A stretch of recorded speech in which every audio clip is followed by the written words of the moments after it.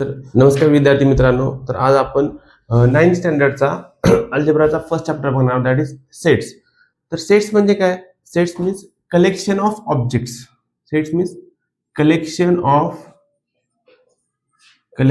Of objects. जसे की आता आपण म्हणतो 9th स्टँडर्ड स्टुडंट म्हणजे तो एक सेट आहे. पुन्हा फ्लावरचा सेट असेल, काही असेल हॅव्हिंग सेम प्रॉपर्टीज. तर मग सेट्स लिहिण्याच्या दोन मेथड्स आहेत. Methods of representing sets are two. Methods of representing sets. त्यामध्ये फर्स्ट आहे लिस्टिंग मेथड. लिस्टिंग मेथडचं दुसरं नाव आहे रोस्टर मेथड. सेकंड आहे रूल मेथड. रूल मेथडला दुसरं नाव आहे सेट बिल्डर फॉर्म.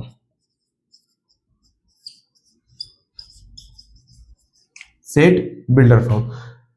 तर यामध्ये आपल्याला काय करावं लागेल? लिस्टिंग मेथड कसं लिहितात आपण बघू आणि नंतर रूल मेथड. आता समजा एक सेट आहे A. Name of the set is represented by capital letters and elements are separated by commas.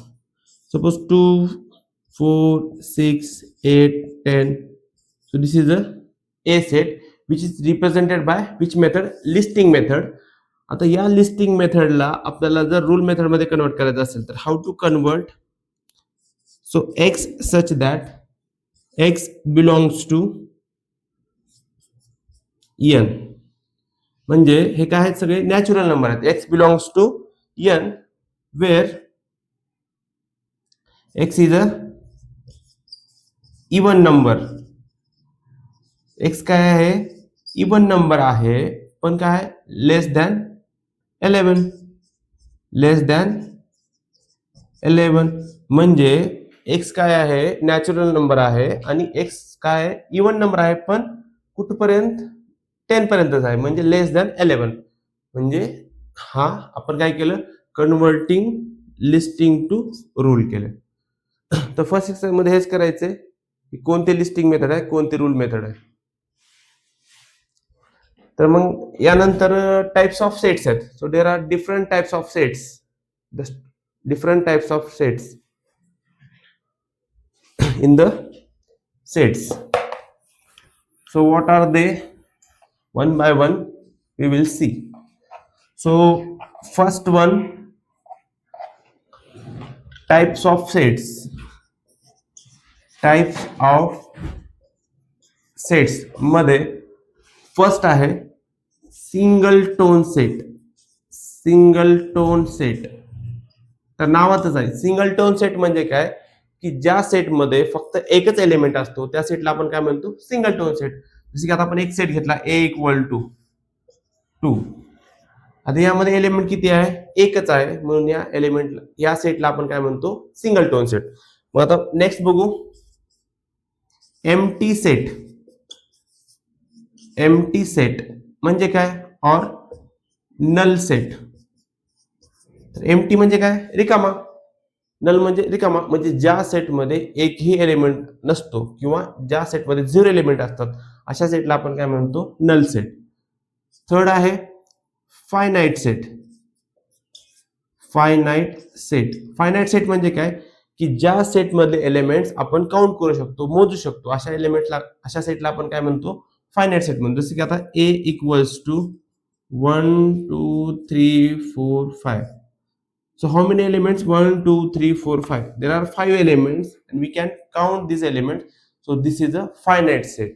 Next one is a infinite set. So what is an infinite set? म्हणजे ज्या set मधले elements आपण मोजू शकत नाही, count करू शकत नाही. जसे की आता समजा एक बी सेट घेतला की ज्यामध्ये मी काय केलं 1 2 3 4 डॉट डॉट डॉट. किती एलिमेंट्स आहेत आपल्याला माहित नाही. We can not count. So this type of set is called as infinite set. Single tone set, empty set, finite set, infinite set.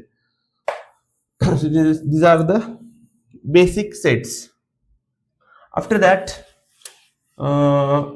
operations performed on a set, or next one is a subset. Subset means what? Subset. आता subset म्हणजे काय? समजा एखादी branch आहे, एखादी bank आहे SBI, तर SBI बँकच्या भरपूर शाखा असतात. सिमिलरली एक सेट आहे 1 2 3 4 5 6 7. So there are 7 elements and B is a set having elements 2 3 4. So all the elements of B मधले सगळे एलिमेंट्स कुठे आहेत? A मध्ये आहेत. So we can say that B is a subset of A. B मधले सगळे element जर A मध्ये असतील तर आपण काय म्हणतो? B is a subset, उपसंच. B is a subset of A. But A is not subset of B. B मधले सगळे एलिमेंट A मध्ये नाहीत, म्हणून A ला आपण B चा सबसेट म्हणू शकत नाही. हे लक्षात घ्या, सबसेट म्हणजे काय असतं. सो एका सेटचे आपण इन्फानाइटली सबसेट लिहू शकतो. डिसजॉइंट सेट म्हणजे काय असते?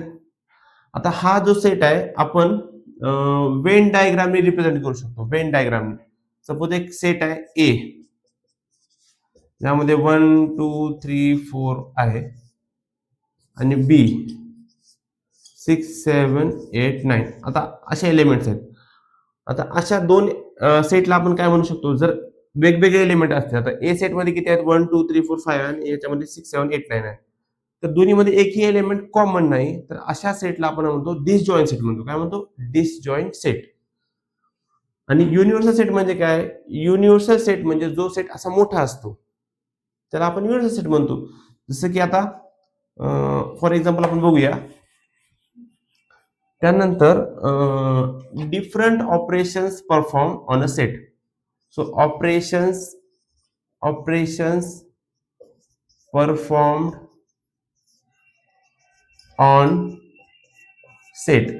आता आपण सेटवर कोणकोणते ऑपरेशन परफॉर्म करू शकतो, कोणकोणते महत्वाचे आहेत? त्यामध्ये फर्स्ट आहे union of two sets. Union म्हणजे काय? जसे की आता एखादी कामगार संघटनेचा एक युनियन असतो किंवा कुठे आपण युनियन बघतो.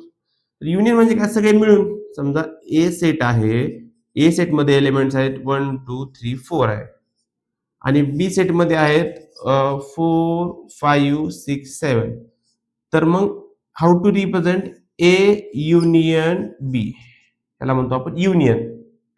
ए युनियन बी. दोन्ही मध्ये कन्फ्युजन होतं युनियन आणि इंटरसेक्शन मध्ये.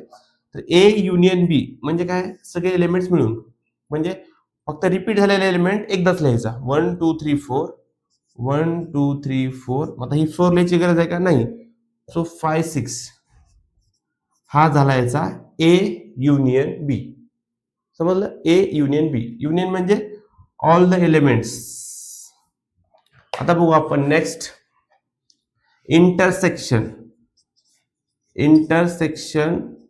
Of two sets. आता इंटरसेक्शन म्हणजे काय? तर फारच सिंपल आहे. इंटरसेक्शन म्हणजे common element between two set. दोन एलिमेंट्स, दोन सेट्स मध्ये कॉमन एलिमेंट्स. आता आपण A how to represent A intersection B? A intersection B उलट यू. युनियन म्हणजे यू आणि इंटरसेक्शन म्हणजे उलट यू. तर मग A intersection B. Intersection means common element. तर ए आणि बी मध्ये कोणता एलिमेंट कॉमन आहे? 4. So 4 is the answer, A intersection B. So this is the intersection of two sets. त्यानंतर या चॅप्टर मध्ये महत्वाचं आहे complement of a set. Complement कसं काढते sir? Complement of a set. तर लक्षात घ्या, कॉम्प्लिमेंट काढण्यासाठी आपल्याला युनिव्हर्सल सेटची गरज असते. म्हणजे कॉम्प्लिमेंट जर काढायचं असेल तर त्या क्वेश्चन मध्ये आपल्याला काय द्यायला पाहिजे? युनिव्हर्सल सेट द्यायला पाहिजे. समजा आपल्याला यू दिलेला आहे 1 2 3 4 5 6 7 8 9 आणि ए दिलेला आहे 3 4 7 8 9. तर कॉम्प्लिमेंट ऑफ ए म्हणजे काय? How to represent complement A? That is A dash. तर ए डॅश कसं फाइंड करतो आपण? की ए मधले सगळे एलिमेंट सोडून यू मधले एलिमेंट लिहिणे, म्हणजेच आपण त्याला कॉम्प्लिमेंट ऑफ सेट ए म्हणतो.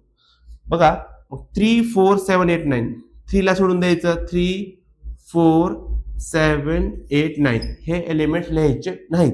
उरले काय मग 1 2 5 आणि 6.